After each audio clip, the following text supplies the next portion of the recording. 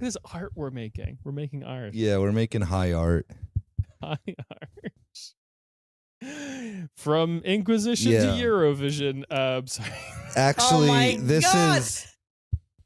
That's the best article I've ever seen. Yeah, I did not read it, but you don't need to. It's just the headline. Cool, yeah. I've actually decided that this episode is just going to be me freestyle rapping about Europe for an hour. Okay, I'm logging up. That's crazy. Yeah. No, in the style, of course, of RXK Nephew, which like every line is just like, who the fuck is Christopher Columbus? Who the fuck is Benjamin Franklin? How the fuck did Benjamin Franklin know what electricity is? How the fuck did he do that kite? Who the fuck is that? How the fuck do we know what Jesus Christ looked like? We don't. Hey, actually, Mr. Nephew, you may have a point here. Yeah. I ended up, though, in all seriousness, for those who want to, I mean, this is an old song, American Terrorist by RXK Nephew, is art. It is 10 minutes long of just that, of him just asking questions. And this, like, professor did, like, an hour-long, like, breakdown of the song. You're not talking about, like, the hot one that, like, called him out. No. Wait, who's nephew? RXK nephew. He's a rapper. Oh, I thought you were saying. No, he's a no. No one's nephew. Fucking a Kennedy. No, that would be so cool if a Kennedy had a nephew who was black and rapped. RFK nephew, yeah. Hell yeah. Yes. RFK nephew. I mean, to be fair, like, I wouldn't be surprised. Like, who the hell is this brain worm? Where'd this dead whale come from? No, because exactly. I was very confused because it was just not matching up in my head. Yeah. Because there's why the fuck vaccines give me autism? There's this really hot guy who is the nephew of RFK. The Kennedys are luckers. What can we say? Not really, though. I was watching on my way to Ireland. I was watching a documentary on the Vietnam War. Very on brand. I'm learning about the Kennedys to prepare myself for Ireland. What the fuck was the Gulf of Tonkin incident? Yeah, exactly. And obviously there's footage of JFK. He was ugly. Like, I don't understand. No, that's what hot guys looked like back then. Yeah. No, yeah. He was like beady eyed, like weird ass, like looked like a frog. I don't know. I had a conversation with someone recently he about. He was just young for a president. That's it. I think that this is a good conversation to have. Although I don't believe in the lizard people, who do you think would be a lizard person? If they were real, like if someone's like, "Oh, the queen's a lizard person," you're like, "Yeah, of course she was." You know, like obviously. JFK, those eyes. JFK, yeah, but no, JFK's Catholic. He can't be a lizard person. What does that have to do with anything? Everything. Catholics can't be lizards. The lizard people, like, they respect the ceremony of the wine and the bread, but they don't actually literally believe that it's exactly. That's the problem. They don't believe the lizards don't believe in transubstantiation, and this is the real problem with the lizard people. You know, that's why I don't agree with them. Martin Luther, first lizard person. Yeah, first lizard person. Yeah. You guys have no answers? I literally just said it. You disagree? Oh, well, JFK. Whatever. Yeah. Disagree. Yeah. Wow. Okay, but you know, this is Uma. Surprised for this being a purely Catholic podcast. Now, I don't appreciate your anti-Catholic sentiment. I don't claim all Catholics. Yeah, well, sounds like someone who's been fake baptized or illegally baptized. illegally. Yeah, you got a street baptism where they're allowed to bounce you off the walls. Like football. Street smarts. Yeah. This holy water came from a sewer drain.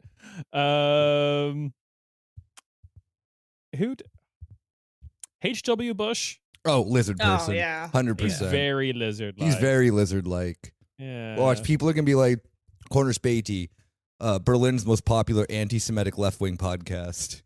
Well, they probably some we did name 3 famously not Jewish people though.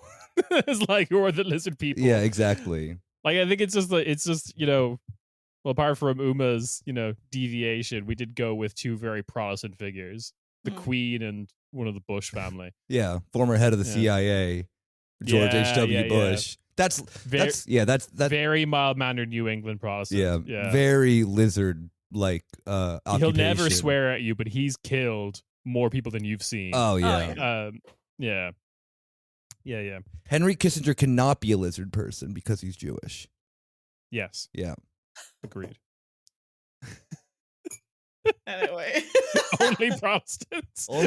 Really? No. Hillary Clinton, sorry. Like, I know that goes into all the like dumb conspiracies, but there are a few people that then where it's like Hillary Clinton, lizard person. Like if that was true, 100%.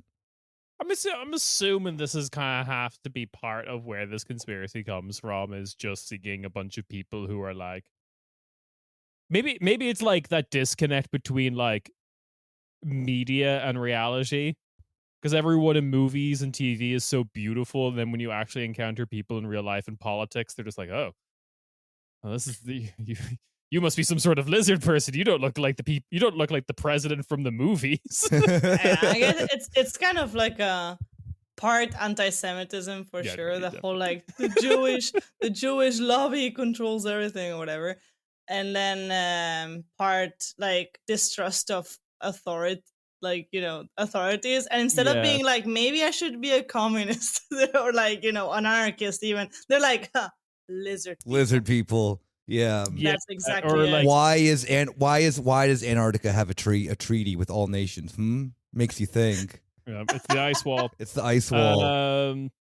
Yeah. Inability to critique systems. Like, why are all the people at the top acting so inhumane? Obviously, if I was there, I wouldn't act inhumane. And it was like, you probably would if you had all that power.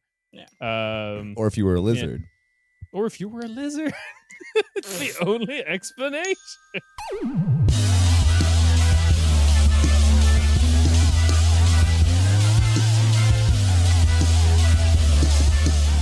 Hey, welcome to your weekly corner, Späti. If you've survived this long, you're one of the real heads.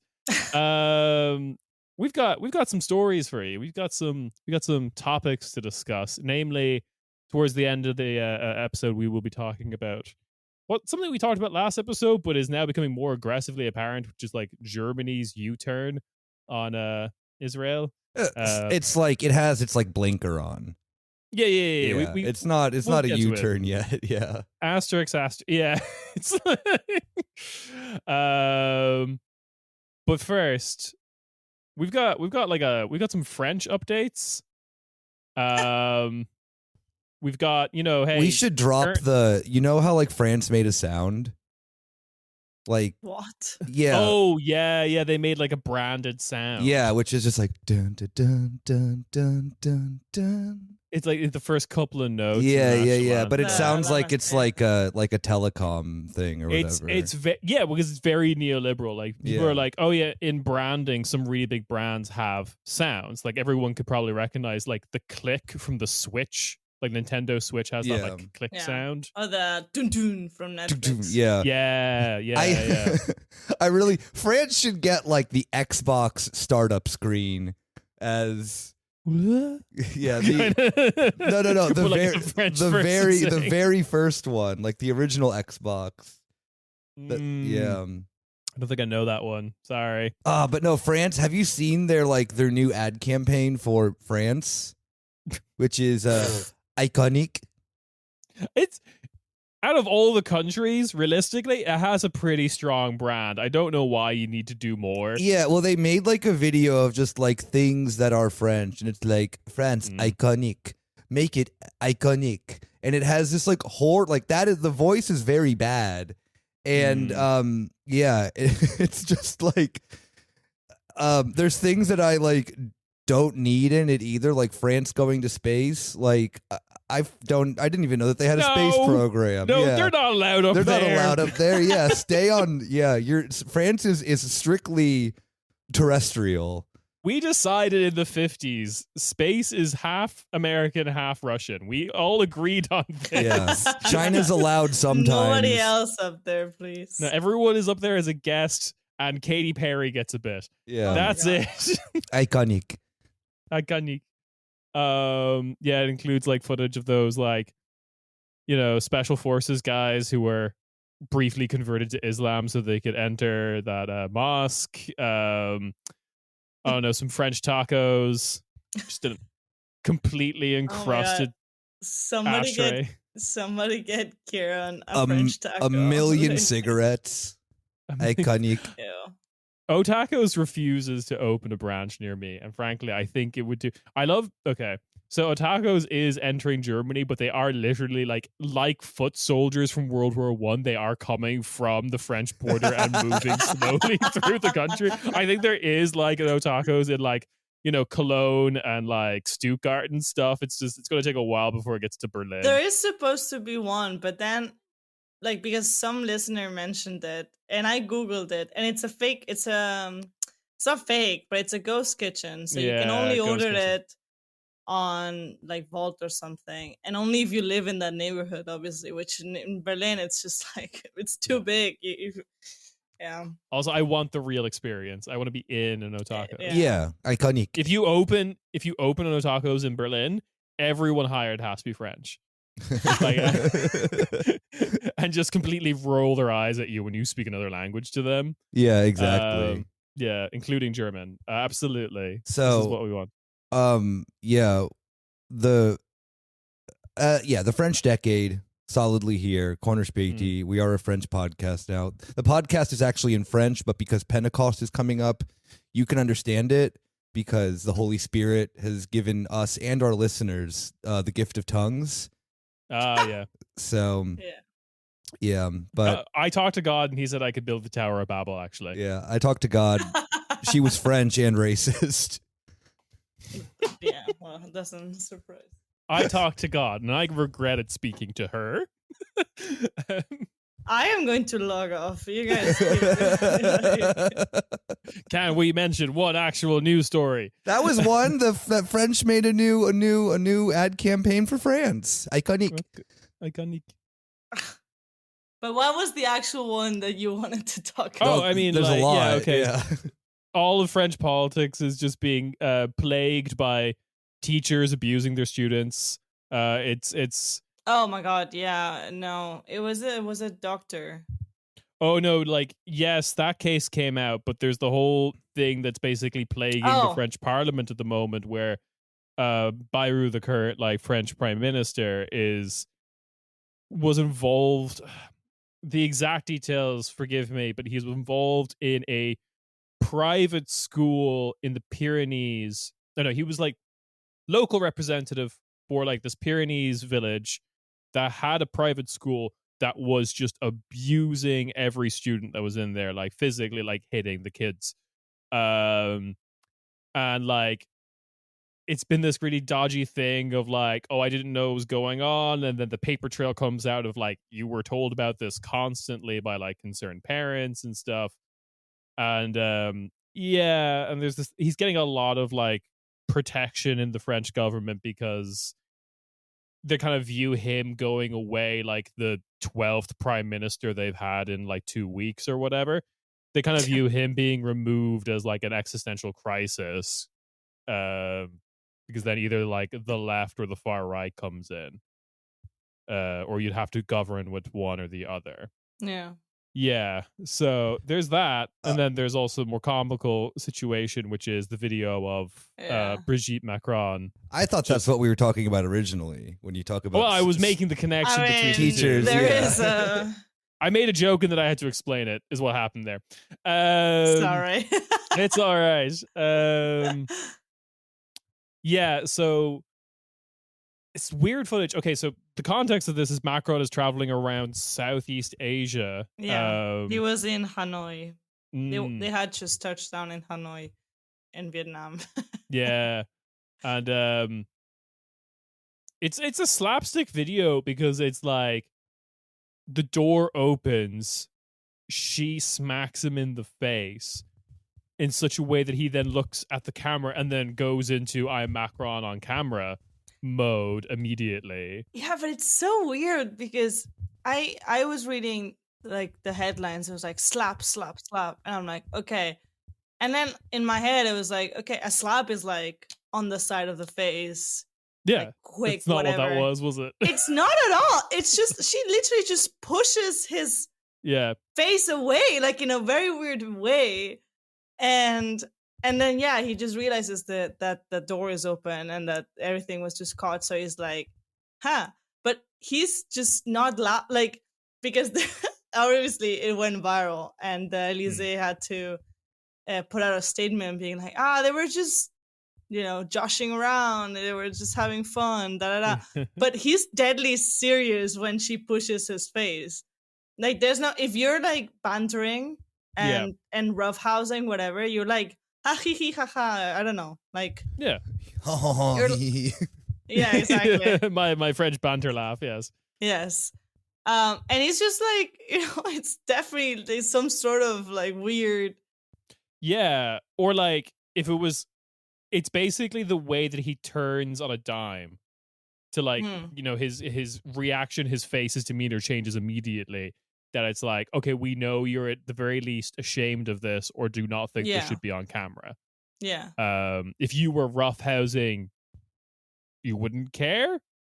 You would just camera? Like, you would just laugh, like, I don't know, like it would definitely be different. It's not like I roughhouse with my partner a lot, but when it happens, it's just like, you just, I don't know, it's not serious. And it seemed very serious because, as you said, he had to change his demeanor and be like, hey, everything is good, everything is fine, hello Vietnam, Good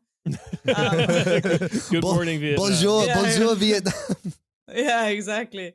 And if you had been joking around, you wouldn't care, you wouldn't do this 180 so fast. Yeah. It's I mean, it just reminds me how weird their relationship is. Like, I know we and everyone else on the left who's aware of this just kind of makes jokes, but like, it's real bad. Oh, like, there's there's aspects of this I did not know until like I delved deeper. Like, it was so Candace Owens in the United States. Oh my god, yeah, they're transvestigating. Her as well. Not her, not Candace Owens. Brigitte Macron. Yeah, Macron.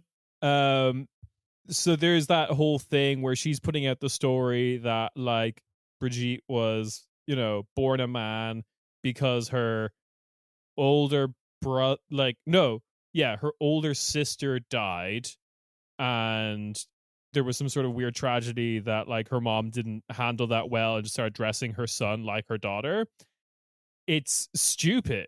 It's very, very stupid. And it's like, very easily disproven of the fact that like Brigitte Macron does have siblings and they get on quite well. And there's no like recorded deaths in the family, blah, blah, blah. No, but also she's saying that her real name is like Jean Paul or whatever, some French name. And that's just the name of the brother.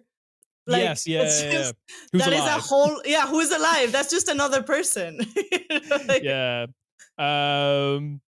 It's a really stupid story. But then you get into the like extra fun layer of that story, which is Flap24 did a great episode on Candace Owens, like supposed documentary kind of thing. But my understanding is that there were some kind of like internal security, kind of like, French equivalent to the FBI, kind of people who were trying to plant the story amongst like right-wing crank reporters, because it's so farcical, it distracts from the real story of Brigitte Macron and Emmanuel Macron, which is also bad, very bad. and in this way that like you now get to lump anyone who brings any criticism of the fact that like she kind of probably started grooming him when he was like 14 and that was bad. Like you get to lump all of those criticisms in with the like insane Candace Owen conspiracies and then just dismiss them all. Oh, I hate, it's such a tactic that like makes my fucking skin crawl because there's so many horrible things about this relationship. She groomed him. She's like she was his teacher. It was literally statutory rape. Like it's all these horrible things, and I'm really not like surprised that she might be even physically abusive or because that did not seem to me like a joke. The slap, everyone's like laughing about it, but like abuse, like women can be feminism, women can be abusive as well, like and obviously like but yeah, then you say all these things and it's just like, oh, are you are you Camden Swords? I'm like, no. Yeah, it is bad. The piece of information that I did not know, that really kind of colors their relationship in another light, is that apparently it's on record that Macron's parents do not like her. Yeah. That which is is a like, thing, yeah. That is so bad. Can you imagine that of just like, it's that kind of thing if you have a kid and like, oh, you could be anything. You could be president one day. And it's like, not like this. Yeah. Are you proud of your son? It's like, oh, it's complicated, dude. I mean, I don't know what I would do. Probably murder someone if like my child ended up marrying their fucking primary or high school teacher. Like, I'm sorry, but no. Like of course Macron's like parents don't like her. They're the fucking same age. Like yeah. Yeah. Yeah. But yeah, the context here in the classic, like, hey, welcome to the French century, is that Macron was in Vietnam doing like a charm offensive, going to like a bunch of countries, being like, hey, Vietnam, remember us, the French? Trade with us, maybe. We're more reliable than the Americans now, I guess. Yeah, the French and the Americans, two people that the Vietnamese love and adore. And but hang on, Vietnam, how about a new exciting combination, the French and the Chinese? The food might be better. Oh my god. Yeah. It is. I mean, that was the first joke after the reciprocal tariffs. If everyone took that like Wojak meme of the cuck sitting in the corner while the like woman is just like sitting, and it's like the woman is Vietnam sitting on China, is like, is it okay? And America's like, yes. So yeah, that's just kind of the situation we're in now. We have other silly French stuff that's less harrowing than thinking about the Macrons for too long. We can think about the Sarkozys. Absolutely. I can't believe they arrested Sarkozy because he wanted a United States of Africa. He's coming off of his house. He's getting his ankle monitor removed very soon. Good for being a good boy. He's a yikes. Good. Yeah, good for Sarkozy, I guess. Remember that time when he said black people smelled funny? Anyway, what's his daughter up to? A French person said that? Yeah. Fuck off. It is France. I don't see race, but the other senses, well, let me tell you. It's bad over there. Anyway. Yeah, international reputation for being the obviously not stinkiest of European countries. Yeah, exactly. Well, because Sarkozy's daughter is an influencer. As what else would you do if you're least evil job you could get as the child of a former president, right? Yeah, and what her mom is like, whatever, like an actress or a model or some shit, like Carla Bruni. Yeah. The most beautiful woman. Yeah, whatever. I don't know. She's so beautiful. Hang on now. No, hang on. Let me pull up. You don't know I actually don't. I forgot that that's who he was God. married to be honest. But yeah. Yeah, they were married, and like my parents were like, "What the fuck is she doing?" Because she's so. What is she doing? The reason I didn't know this is because he's had a couple of wives. I'm looking this up. Yeah, but I think they were married for quite a while. They're still married. Yeah, they're still married. They're still married. Yeah. 2008. but fucked. There's so many. still, 1 year after divorce, king like rebound with a beautiful woman.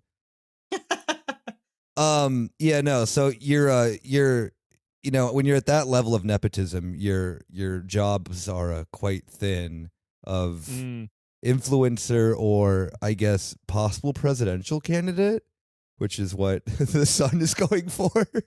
Yeah, that's kind of more evil, but I usually expect from like my like former heads of state from European countries' offspring to end up in one of the like big four accounting consultancy firms. Yeah. And you'll never hear from them, but they are doing evil. Like Friedrich Matz's son. Yeah. But so she went on to like TikTok recently, this is a few weeks ago, and just did a whole video of like, oh, I don't know who this is, but like R.I.P. Gaddafi. But she? Because he doesn't have any daughters. Sarkozy. Yeah. Oh, hang on. Wait, no, then it's whose daughter was it? Wait, I have to pull up in the notes that we have then that I sent to the gang. But at least she's not showing up on. Ah, no, sorry. Yeah. Cecilia Dia. No, that's a old woman. No, that's a no. No, Cecilia is the wife. Is the wife before Carla Bruni.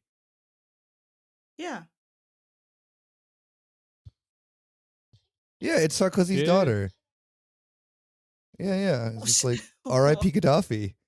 Oh, so according to Wikipedia, he has 4 children, one of which is Jean Sarkozy. He's the guy running. Yeah, he's the running guy. Yeah. Yeah. Jean Sarkozy. Hang on. How about? Oh, okay. She just doesn't show up on Wikipedia. Oh yeah. She's also like that's significantly why she's saying all this younger. outlandish stuff. Is she's trying to be notable enough to get a Wikipedia page? Yeah, but no, yeah. Because like she's like clearly like younger than the rest of the Sarkozy. Oh my god, yeah, she's a fucking child. Yeah, 2011. Yeah, but okay, so then she's as being a Zoomer, clearly based. Poor girl. Of course she's gonna. I was imagining like a person our age, like no. Like she's a poor child. I know, but cool. Like at we least all had our Gaddafi phases. Yeah, she's in hers, and it just happens to be that her dad was friends with him. I listened to the Algerian version of Rage Against the Machine when I was younger. There's no news other than that from this, just that it's funny. It is great. I hope she runs for president as well. Yeah, I think she's a bit too young. She's a horse girl, of course. Oh, absolutely, yeah. That's the only hobby you can have when you're a child of Sarkozy. Like, what else could you do? When you're a rich child, period. Like, that's just how do you know how many times my child asked me to buy her a horse? I can't. But if I could, I would. And if I'm a Sarkozy and I can't buy a horse, I fucked up being the president. Yeah. Well, I mean, I should at least have one horse money. To be fair, she has like 2 dogs that are like the size of a horse compared to her. So she's lucky for now. That was probably when Sarkozy was going through that trial. It wasn't very liquid back then. Yeah. I can't get you a horse, darling, but I can get you these 2 very large dogs. Yeah. Another thing that just pops into my mind, it's a completely different topic, but we were talking about Asia earlier, and Rodrigo Duterte has been arrested by the international crime. What's it called? Court. Oh yeah, this was like months ago. The ICC. Yes. But no, not months ago. It was like a month ago. Well, I don't know. It was a while ago. Yeah, but like his daughter, who is Sara Duterte, who is the vice president of the Philippines right now. She just keeps like going to the Hague to outside the court and like has little like weird protests with supporters. And it's just like honestly the most brain dead people that you can like the free him Duterte protesters. Yeah. It's just like do like what? You're openly here just like supporting a war criminal? I like I would imagine that's a low turnout in the Philippines. Never mind also in the Netherlands. Yeah, it's like what is 100 that? people. It's like 100 people. But still, like you don't live in the Philippines because the Dutertes fucked it up so badly that you had to leave and emigrate, and you're showing up to these fucking things. What do we want? A Dutch Duterte. When do we want it? No. Like it's crazy. And she wants to fucking celebrate her birthday this Saturday outside the court with like supporters. I'm just like, girl, go home. Like you're ridiculous. You know, I was actually get on TikTok, say RIP to Gaddafi. Do something more wholesome with your life. And saying that the ICC like kidnapped Duterte, it's like, no, that's called like arresting someone. Like that is not kidnapping. Yeah, that's arrest is actually what we call illegal kidnapping. Exactly. Yeah. They're allowed to do that. Yeah, I really hate that she stole my idea for my birthday. I was going to invite all you guys that we could go to The Hague for my birthday. I do want. It's so funny that people use it as a meme, but I do kind of want in my inbox the Expedia email that's like, you're going to The Hague. Yeah, for my birthday. Yeah, yeah. It's a place it's a real city people live in. But it's so boring though. I don't know. It has same vibes as like Brussels, you know, like just Brussels the worst like neoliberal people. One year bonus corner Späti money. We're going to mini Europe in Brussels. Oh, I thought you meant that we're going to The Hague for our crimes that we've done in probably Germany. hop the train and afterwards and go. It's not that far, but like I want to go to mini Europe with you guys as a podcast. I think it would be great. I think just like we could go see the tiny train model size representation of like our various countries. I'm so into that. You don't even have to ask me twice, Ciarán. You heard trains? Yeah. It'll train model size. They have a Vesuvius for Italy, and you can stand on a metal panel in front of it, and it will shake as it erupts. That's cool. Oh my god! And then there's sounds a little scary though. A model rocket that blasts off, and then it starts playing Daft Punk's "Harder, Better, Faster, Stronger," and it's like. Why do you know so much about this? Because I've been there. Yeah. Okay. The turtle. They have a turtle mascot. It's weird. I don't know why he's there. This has brought me then to a rather like speaking of mini Europe, and if we're gonna go on a little like detour, I guess before we talk about then like the last topics or whatever. I've always wondered and feel this is a perfect moment for it. What do you think Europe's national anthem should be? Oh my god! Because it currently. I do. That's so good. That's so good. That's such a good answer. What did you say? I missed that. Hang on. Something by Cascada. Yeah. I don't know which one Every because time they're all touch, bangers.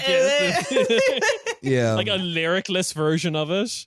Played by an orchestra. Like you have to like stand and give it respect. Yeah, it really sucks. I mean, a good contender of Gigi D'Agostino has now unfortunately been taken out of the runnings.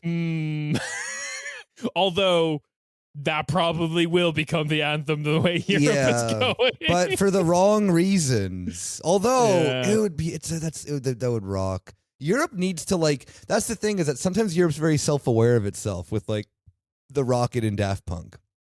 Yeah. Now, what if the EU was like, fuck it, this nerdy ass Beethoven song? That's old news. What? The Symphony Number 5, whatever. Don't care. It's the Ode to Joy. Yeah, it sucks. It's I do so boring. Whatever we pick has to include the line "I enter fire drunk" because that's the greatest line in that song. Yeah, but no, I don't want that. But I think that Uma's selection is very good. That's a solid contender. Yeah, we should shortlist the national anthems. I think when Moldova eventually joins the European Union and their whole agricultural section gets completely decimated, and we give all of them Ableton. Yeah, exactly. I think Consolation Prize Dragusta Dinte is the national anthem of Europe. That's a good one. I was also thinking Moldova, but I was thinking Stereo Love, which is also a very good one. That's all. I mean, because you mentioned the rocket with Daft Punk, that made me think that'd also be a very good contender for Europe's national anthem. I will vote for a party that wants to change it to one of these songs. I mean, maybe not any party, but I genuinely think the funniest thing, and probably the most likely, because I think I like harkening back to the Eurodance era, because it is as the we first all time, do. as we all do, because I think it's like the first time in Europe in which Europe isn't like backwards looking. It's like, and it's Eurodance is, pretty gay. It's pretty diverse in terms of like there's a lot of people of color involved in Eurodance. It's kind of like nice in a lot of ways. That won't happen, right? And then the second place consolation prize of like the French House era probably also won't happen. What I think will happen is it will be Get Lucky, Daft Punk featuring Pharrell Williams.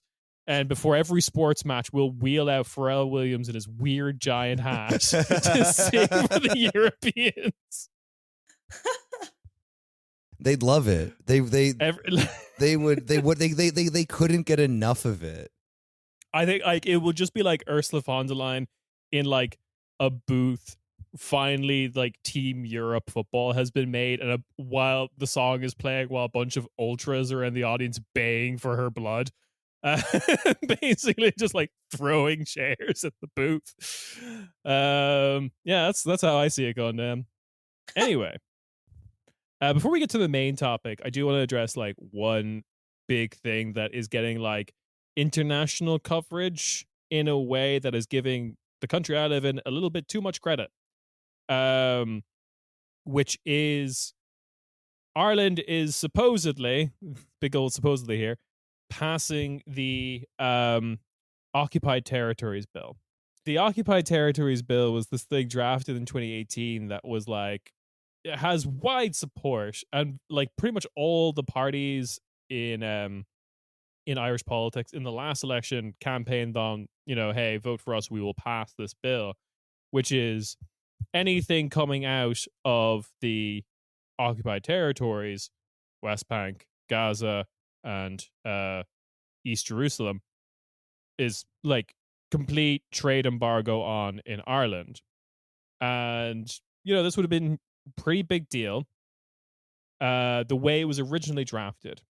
However, Fianna Fáil, Fine Gael, the two monster parties in Ireland, basically dragged their heels on this issue for as long as they possibly could, moved heaven and earth to make sure that this wouldn't happen. And kind of as a part of this like turn that Europe is doing now to be more critical towards Israel, they're finally saying they're going to pass it with one big old asterisk on it, which is services are being excluded. And that is 83% of, I believe, the stuff that we get from the occupied territories that come into Ireland. Big huge one is that this would have had an impact as well of like, for example, Airbnb. Their European headquarters are in Ireland.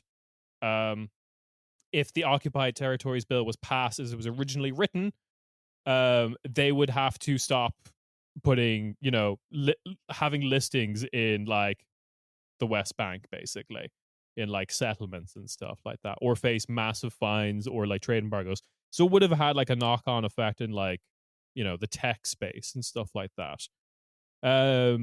So I have seen that just kind of being thrown around on Instagram of like, Ireland's finally doing it, and it's like, we're not really.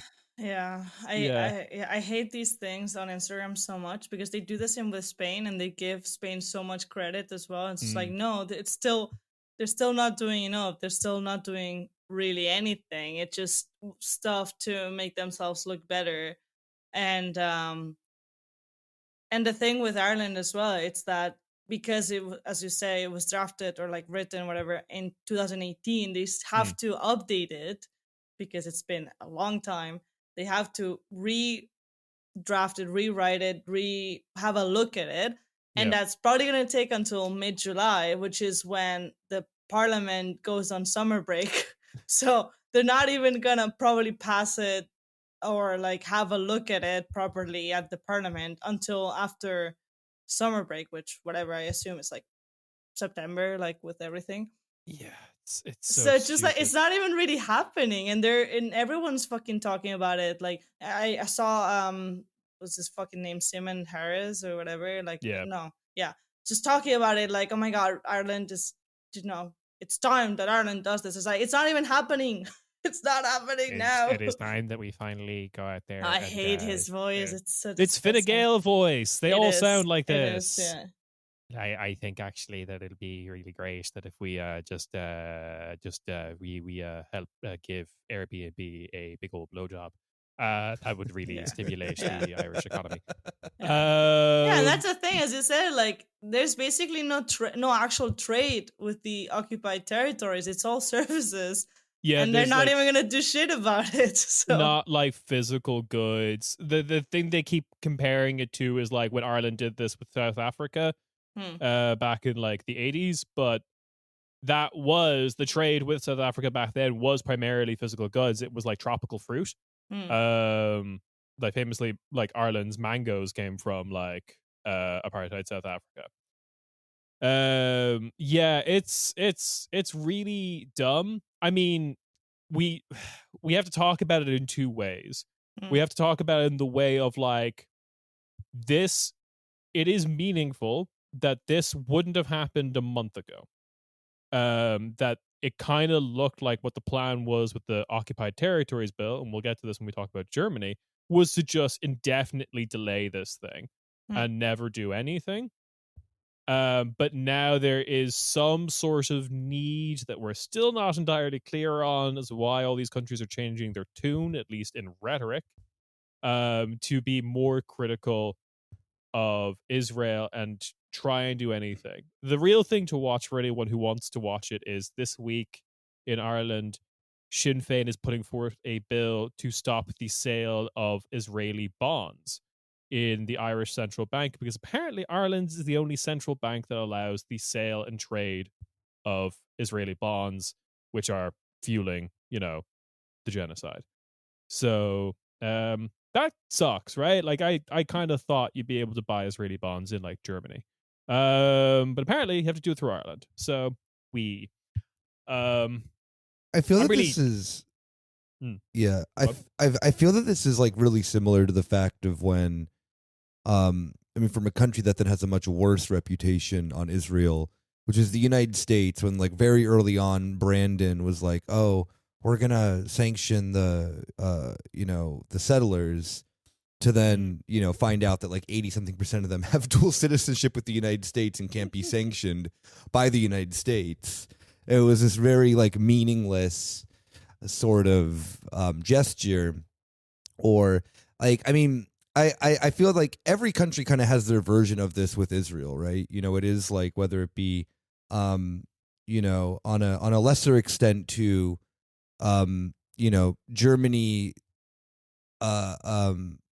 even for a country that has a very bad relationship with Israel, I mean, a very good relationship with Israel in terms of brackets bad. There are like, that's always like the red line for all of them, but then they like never do anything, and even in the things that then the legalities of that, then what they can do with then, I guess Gaza is a bit different, because the way that then it's occupied is significantly different. But in terms of the West Bank and the settlements, like everyone's like, oh yeah, those things are bad. And then it's like, but we have like we have no legal power to do much of it. Like Germany technically sees the settlements as illegal, but then they're all like, oh, but we told Israel not to do that. And it's just like, all right. And they've been really good at listening, and it is very much this thing too of then like the weird realities and complexities then too of like that, like whether it be, you mentioned like, okay, service industry things being not barred, or then like sanctioning then the settlers and their all US citizens or whatever. Like there is always like these massive things of like, oh yeah, we're doing the thing, and it's like, oh, but because of the way that the structure of then how the settlements function, we actually can't do anything, or we just choose not to, I guess, like, because it's always like, it's always this big like, there's always an exception somehow with particularly the West Bank. Yeah, it's just because, I don't know, it's the narrowing we can this, you know, seamlessly transitions into our main topic, which is Germany. But like the fact that now Bono is saying something is just like it's so bad. Like, Oh my god, that is such a good metric. Like, it's bad if Bono says something. if Bono has hopped onto a cause that is even mildly controversial, like everyone talks about, oh, isn't Bono such a great humanitarian? Is like he attaches himself to charities that like everyone could agree with. Yeah. Like Live Aid is like, famine is bad. Is like, who's disagreeing with this? Like, Yeah. what, like you're not Greta Thunberg, who goes out and gets like manhandled by the police for doing something like genuinely It's against so power. ridiculous. Bono And just is the way like, he talks. oh yeah, Sorry, awful. No. Bono's politics is like the same thing as like the fuck cancer Facebook guy.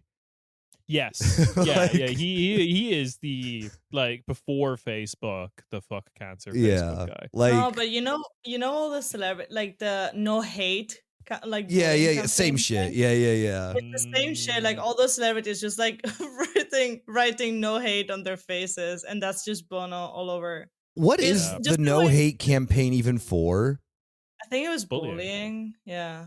Wow, but like I'm was so- I'm I pro don't know. bullying though, so like Yeah, like I can't believe America's gotten its first pro-bullying president. It's such a dark time.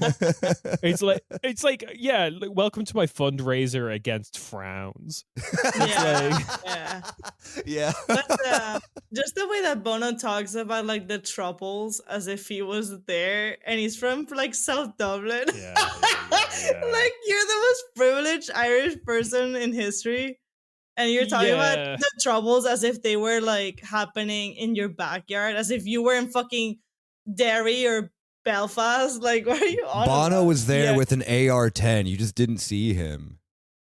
Yeah, it's a type of, unfortunately, it's a really normal type of guy in Ireland. Like the people who I get know, like yeah. angry at kneecap because they were born after the Troubles and they don't know what they're talking about. It's like, dude, you're from fucking Foxrock. Shut the fuck up. You're I'm from- just Like- wondering, is that like from is that your Georgetown, like you're from Yeah. Dunleary? Like, shut Yeah, the fuck most you've up. done for like the Troubles is that you were like you think you were a part of the Troubles because you listened to the B specials. That was it. Like, fuck off. is it like your version of Americans who always like, yo man, like I knew a guy who like almost was at 9/11. Yeah. Kind of. It's like it's the people. I guess I think the American equivalent would be like someone who gets angry at anti-war protesters Yeah. and then talks about Vietnam, even Yeah. though if you do the math, they must have been like 6 when that war ended. yeah. Like, That's more like it. Yeah. Oh, okay, It's, okay. it's this kind of like it's this kind of like hatred for the people that speak about it, which is like, why do you feel so strongly about this when you're from fucking the suburbs in south of Dublin? You've never lived it either. You were maybe just alive when it they happened. saw on the news, and because Yeah. they saw on the news, they think they lived it. Exactly. Yeah. Yeah, you get the same with like a similar ish, like, you know, the uncle to this phenomenon is like boomers in the UK who talk about World War II, even though they were born after it. Yeah. Yeah, like it's yeah. Anyway, we need to talk more specifically about Germany. Yeah, speaking of World War II. Yeah, right. Oopsie. The almost winners of World War II. It's the Germans. Oh my god. God, yeah. The only decent Jan Bummerman joke that I ever got a laugh out of is like, we are Germany. We started 2 world wars and almost won both of them. All right, to be fair, I don't know why. All right, how does Germany get blamed for World War One? No, stop. Let's not talk about this because I will go on a fucking 30-minute rant. We don't have That's time. the bonus.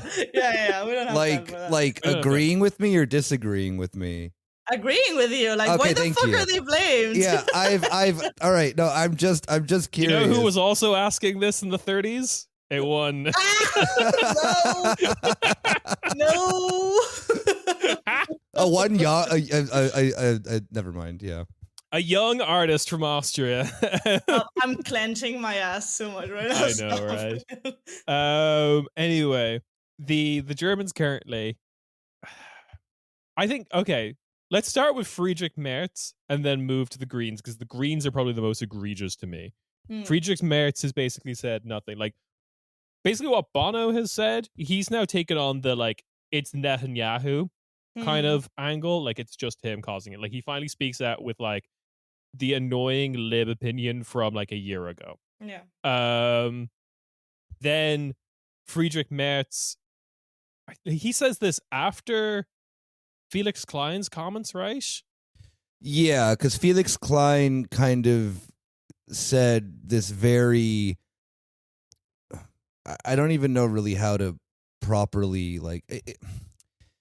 It's not like it's like a change of course or anything, but it is just this thing of like, oh, well, maybe Israel isn't holding up to international law. You know, maybe we can like criticize Israel. It's not even the sense that we're going to do it. It's just Felix Klein simply coming out and being like, well, the possibility that Israel might be doing something bad may be out there. And maybe it's not anti-Semitic to criticize a country that then might be doing something fucking evil. Yeah.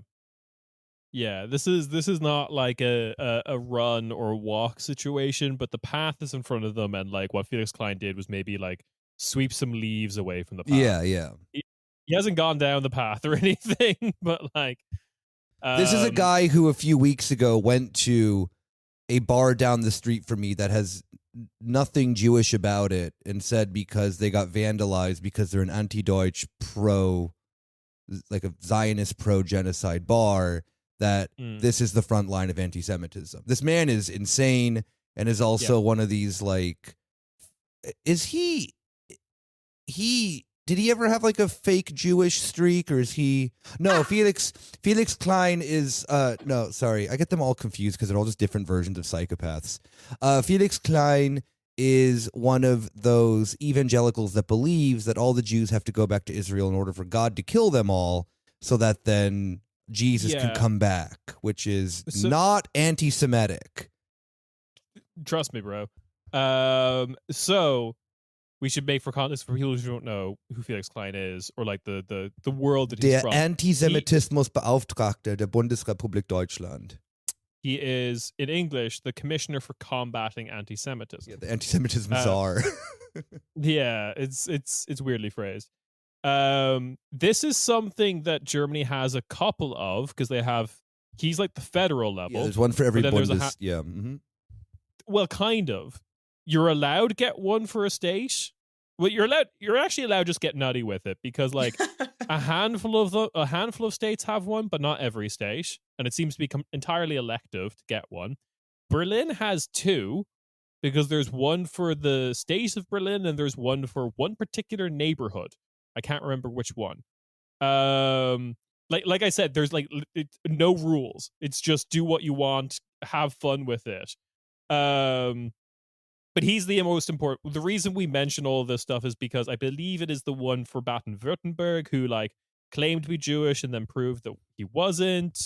Yeah. So these guys, as a group, the anti-Semitism czars, the combating anti-Semitism commissioners, are weird, and they're usually like the most ride or die for Israel. Yeah, and they're a new position too. Germany only developed it in, I think, Merkel 3 or something, or Merkel 2.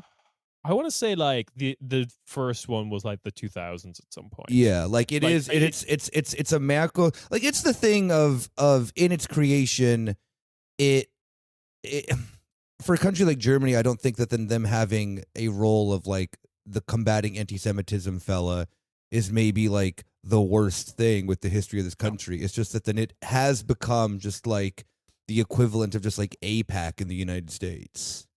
Just it's not on a weird federal, It's not a weird idea. You made it weird. Yeah. Yeah. Like there's other people who've made good points that there probably should be just like a general kind of like anti-racism one, or whatever you would call it, that would also include being against anti-Semitism. Yeah, like an anti-discrimination thing or whatever. Yeah. Yeah. that might be a good idea, and also that maybe you should maybe formalize the rules about this, maybe for like maybe every state does get one, and it isn't just like do what you want. Because I also think the structure is weird. Like the ones who operate in the states don't like report up to Felix Klein. I don't think that's a formal structure. Yeah, it's just like, I'm sure they talk to each other. It's just a like, backroom Antisemitismusbeauftragter. It's so weird. But like, again, we have to mention all this because the context of Germany is this guy even saying a relatively tepid comment is kind of earth-shattering for German discourse. It's, it's a slippery slope to anti-Semitism. That's what it is. I'm sure there's people calling for him to be fired. Oh, yeah, 100%. Oh, of course, yeah. Friedrich Merz basically afterwards then came out and said something very similar, that like, I think that causing a famine is like the limits of is probably not self-defense. Is kind of his comments, I believe. I was in the Discord where people were talking about like, oh, this is still like really insufficient from, German politicians. And I just kind of had to come in and be like, this is better than my prediction that Germany will just be ride or die for Israel with no criticism up until the end. This is slightly better. But we do have to get on to probably the more egregious example, which is the Greens. I did not watch that video. I refused to. I saw, because I knew what it was going to be. I saw the tone of how they fucking talk, and I saw the, it had like the angle it was shot at, and how like, had its vibe, and I'm like, oh, we're going to get some like lib talk about, oh, this is bad, but please ignore us for the past like years. Yeah, it's the amount they've changed their position that is probably the most egregious. Like the things that I watched that video, I was able to get like, automatic subtitles on Instagram Reels, like translated to try and understand what was exactly being said. And like what they're saying is, again, decent position to be held maybe a year ago. But then it really just attracts the kind of like it highlights, exaggerates the problem, which is like, fuck man, this is so far, like this is such a far departure from what you were saying before, and certainly what you were saying while in government, while you controlled the like foreign ministry. That was one of the ministries given to the Greens. Like you signed off on the weapons. You broke your own code of conduct about like giving weapons to Saudi Arabia. Just because you decided that the Houthis were like had to be destroyed now, when before it was cruel, but now that they're targeting Israeli ships or whatever, they had to be gotten rid of. Like the whole thing is just, it's the amount that they've changed. That's what's most upsetting. It is. I mean, one, it was like going to happen at some point. Oh, yeah. It was kind of the like, we saw this coming years. Yeah, like, and it's, the thing is that then's unfortunate too, is that then the Greens could have always had the proper position if they weren't so cucked by Atlanticism. I think that is like where, because I think that then that their relationship with Israel too doubled down, not only for the sense that they're like, oh, we're German and we have to like defend the, Israel's right to defend itself, blah, blah, blah, blah, blah, bullshit. But it happening during a Biden administration while they were also then on board as well too, made it easier for them to swallow. And I think that because of the change of administration in the United States, the Greens probably then now internally have then been having this conversation seriously, because they can't be seen as like, for them, if I can guarantee you that then if the Democrats were still in power and they were still holding their course, as then that the United States will be holding their course with Israel forever, because Israel is a vassal state of the United States. You can't really see it as anything else. Like, yes, okay, it is an occupied thing, this and that, but its position historically, especially throughout the Cold War and whatnot, has always been like of utmost importance to the United States. It is the United States like last key primary holding in the Middle East, albeit then yes, the United States has friendly relations and complete obedience from the Arab states nearby, Jordan, and Egypt, probably the most like egregious of the two. But yeah, like there is like I think that a lot of this has to do with the sense that now, because we're in a Trump administration, they're out of government also, of course, and they've had now, which is kind of pathetic that then it even took them this long to kind of do this thing. But they of course are now going to try to like wipe their hand cleans of it for, I would say, because of both reasons. One, that then, okay, we could have, the same thing of what Felix Klein is saying of like, well, now that it's reached this point that it's been at for actually quite a long time, this is not the first time that Israel has tried to starve Gaza out, as we talked about then last week, of Israel did this before with then using groups like, I don't know, random gangs like ISIS to go and like, steal humanitarian aid, or having settlers go and raid them and assault like the caravans that weren't even being let into Gaza anyway.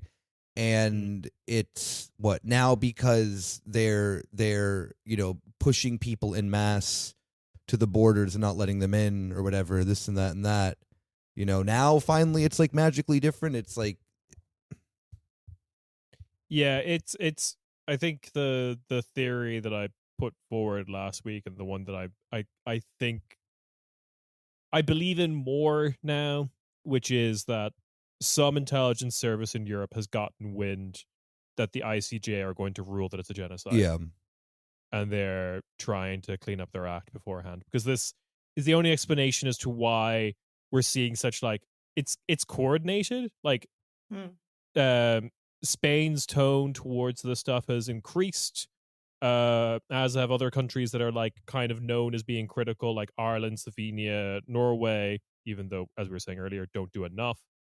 The baby steps that Germany is taking is ones that, again, like we said last week, we couldn't have predicted a month ago, 3 months ago, 2 weeks ago. Like it's not. It is like, although from an Irish perspective, a Spanish perspective, anyone who has like a spine and compassion for their fellow man perspective, this is not enough. And these look like tiny moves for the German media and political class. This is nuts. Yeah, it is crazy within the sense of that then that change of rhetoric, that now I've seen articles on Tagesschau about like, like what's going on? This might be bad. Yeah, or also like the other one that I'm forgetting as well that goes into all of this is Starmer, Macron, and Mark Carney's like joint statement as well. That's kind of like the beginning of all this, right? Yeah. Canada, France, and the UK. Yeah. I mean, I think as well too that those are, I mean, particularly Canada and the United Kingdom and France are two that we actually don't talk about enough on here. With then like, while yes, of course, Germany's repression, which I think I'm just be repeating the same exact thing I said last week. Hearing from like people in France and in the UK as well too, of like the repressions that then are happening against Palestinian activists, and the rhetoric that the state is taking there is like not too far off from Germany's. Just Germany's is like notoriously more kind of reported about because of that than how I guess stricter that they have been. But it's not like that these countries have been oh yeah, we have a vibrant palette. Go on. It's what I've mentioned before, that Berlin or Germany, it's very visible repression in the sense of it's literally cops beating up people, and that doesn't really happen that much in other countries when it comes to pro-Palestine protests. But France and UK, if you get arrested, you will go to trial and you will go to prison. Like it's more of that kind of like in Berlin, you get arrested, you get beat up, you get arrested, and then they basically let you go with a fine, or there's not actually that I know of. Maybe, of course, I'm wrong. I don't know everything that's going on, especially in Berlin. But I don't think there's actually any activists in prison right now, like pro-Palestinian activists in prison in Berlin, Yeah, as it's far kind as of like I know. it's weird smash and grab intimidation, right? It's Yeah. like, But in the yeah, UK, there are activists in prison currently for, you know, doing action, pro-Palestinian actions, or doing actions, more direct action, like, smashing some offices or stuff like that. That, it shouldn't be fucking judged as terrorism, and it is, even though it's just smashing a glass of a office, like, building or whatever, What or is throwing some terrorism? paint. Yeah. And even like it's fucking kneecap. I was gonna say the kneecap guy, like Liam, Yeah. like Mochada, whatever. He has been fucking charged with like terrorism offense for Yeah. waving a fucking Hezbollah flag at a gig in London, and that gig was ages ago, and they just recently weirdly decided we're gonna charge him, and he's Yeah, 'cause supposed to go to the Westminster courts on the 18th of June, and they're gonna the make a UK whole terrorism spectacle of it. the UK terrorism bill is just like purely vibes based. It's whenever Yeah. we don't like Yeah. it. Didn't Tyler the Yeah. Creator get like banned from the UK for inciting terrorism allegedly? Yeah, Yes. supposedly, Yeah. The it's the mark of a very secure state. We have to go after the singing men. That's what will burn down this ancient country. I think with the French one is like, yes, pro-Palestinian demonstrators in France are getting beaten the shit out of, but also people who ask for like the pension age not to go up, the retirement age not go up. Are Yeah, also it's getting the beat shit. everything. It's not. Yeah. Yeah, nothing's changed with France. It They is, beat yeah, up it is, protesters, but they do. just French sport at the end of the day. Yeah. And then all you have to pray for is the firemen to come and save you, basically. And beat up the police. Beat up the police. Yeah, it's the only thing that I will take solace in is that like I know you guys didn't watch it, but the Greens video was so negatively received, even by their own followers. Not for like the typical like German-ish reasons. Oh, you support Hamas now? No, not that stuff. Thank Christ. It was more the top comment, the most liked comment was someone who used to be in the Greens talking about like, I was pushed out of this party because I supported Palestine. There you go. And everyone just being like, and like all the comments are just like took you, like variations on things like took you long enough. You guys were in the government, like all the criticisms we're making now in kind of just like pithy Instagram reel comment way. So like it's a blunder. Like I think it's like they'll try ignore it, but like I think it's a blunder on their parts because everyone who this would appeal to, they've alienated already. And I mean, it's a problem with the Greens. Like they don't have a base. Like they don't, like, who are they meant to be for anymore? People with cargo bikes. Well, it was always the thing of, it was like the Green voter was someone who didn't really think about politics that much. It was just like, oh, the Greens are nice, I'll vote for them. But then when you keep doing stuff where it's like, oh, we're not nice, we actually love war, you might lose your hot divorced dad Prince Lauer like guy. What if a bunker buster was eco-friendly? My Lassen Bunken Buster. It's like, look, I know it's evil, but it's so handy for getting my kids to Kita.